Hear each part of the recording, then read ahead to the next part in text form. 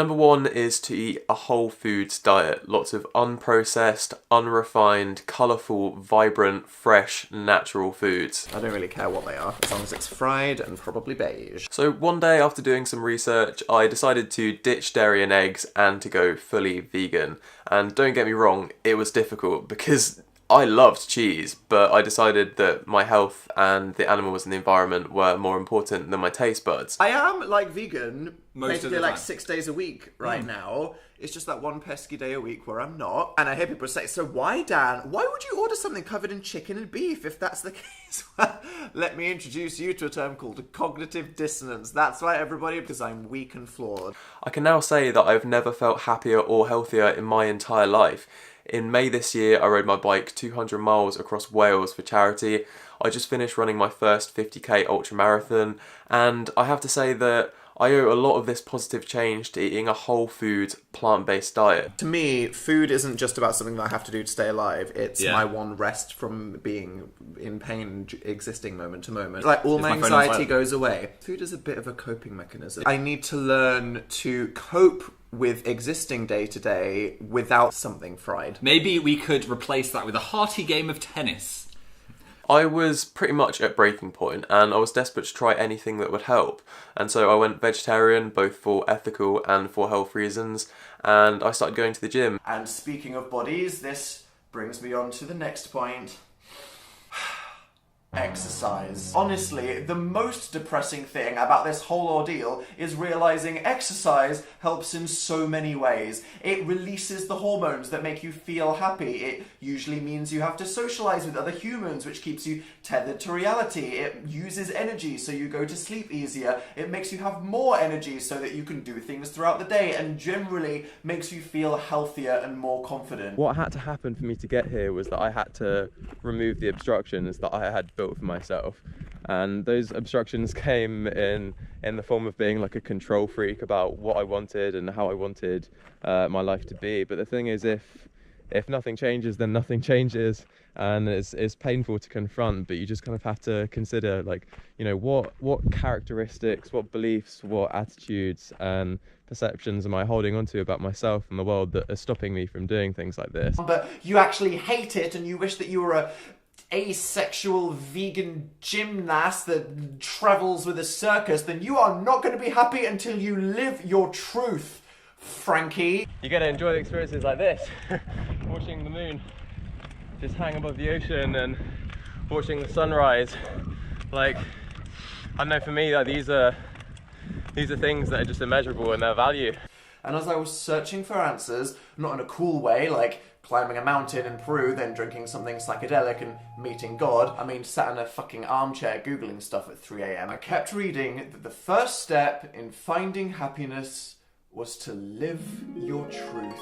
And here's what I realised, is that you only feel the fear before you do it, and the fear is what precedes it. But when you're actually doing it, when you're taking the action, you don't feel scared. So this principle is basically what I've applied to literally every challenge in my life, and that is just to take one deep breath and then just to leap. Because it's always the idea of doing something. It doesn't matter what it is. It doesn't matter if it's exercise. It doesn't matter if it's diving into freezing cold water. It's always the idea that our minds create around it that makes it seem way more scary than it actually is. So the first step is to be honest with yourself about who you know you really are and who you want to be. And that means letting go of anything you tell yourself because you are afraid. Afraid of what other people might think. Afraid of choices you've made and things that you might have to change or confront to do that. And that's scary, right?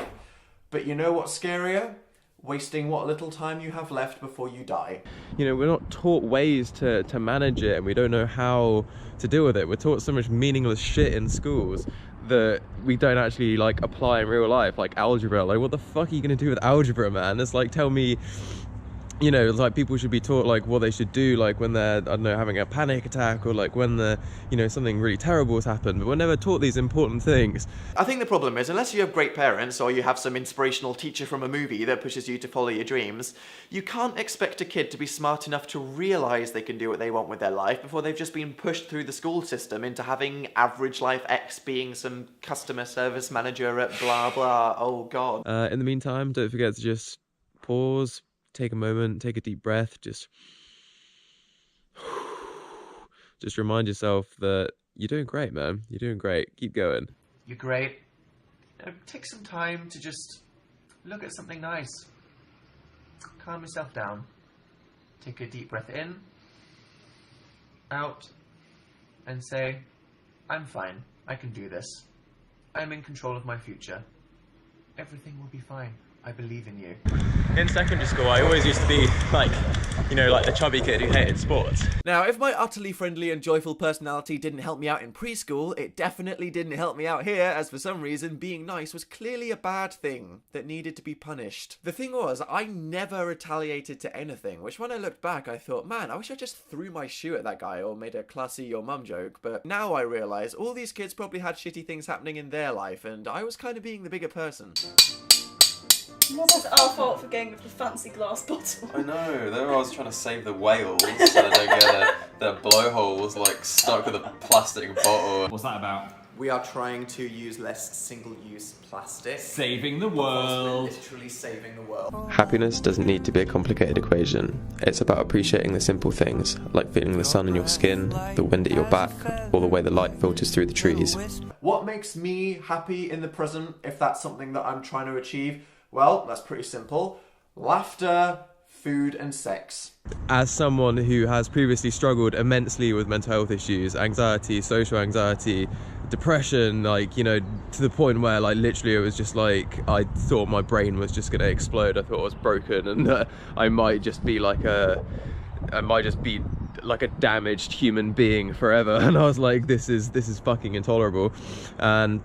And for me now, like, I look back on that and it feels like a totally different person. Like I literally, like, it's strange to think that, and that's why it makes me feel so passionate about wanting to kind of express ways in which I can give advice to help people who have struggled with these things. I haven't talked about this before because I've always felt like it was something I was still going through, not something I was over and suddenly ready to talk about. Guys, I'm better. Who wants tips? But I'm in a reasonably good place right now, and it's a huge part of my life that I just think is weird for me to not talk about. So today, I have decided to upload this and share my story in the hopes that it may help others. And the thing is, like, anyone can binge watch a Netflix series, but to do something epic, which is out of ordinary, you know, that takes something different. That takes a lot of perseverance and persistence, and it's always worth it. Every single time, it's always worth it.